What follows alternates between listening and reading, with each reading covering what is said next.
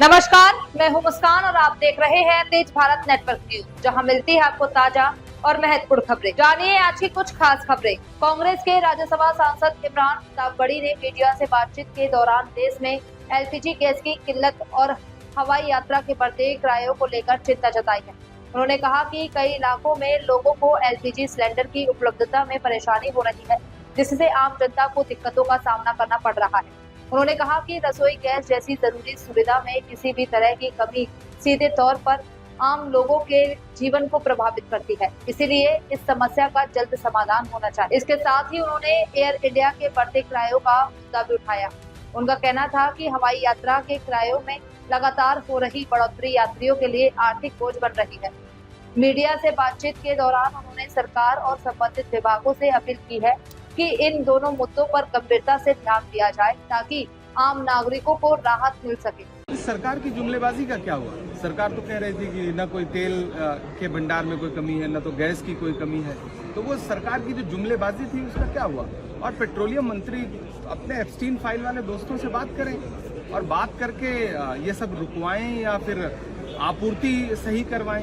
सच बात यह है कि सरकार सिर्फ और सिर्फ जुमला देती है, इसका किसी चीज पर कोई नियंत्रण नहीं है।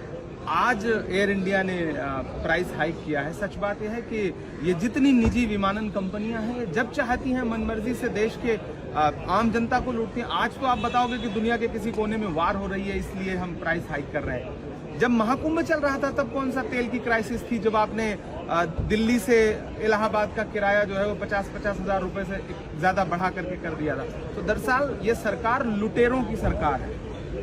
एक और सवाल, आज भी अविश्वास प्रस्ताव पर चर्चा है स्पीकर के, वोटिंग भी होगी, नंबर्स आपके पास यानी विपक्षी पार्टी के पास नहीं नंबर्स नहीं है तो इसका मतलब थोड़ी हमारे पास नैतिकता तो है ना। नंबर सरकार के पास है, नैतिकता विपक्ष के पास है।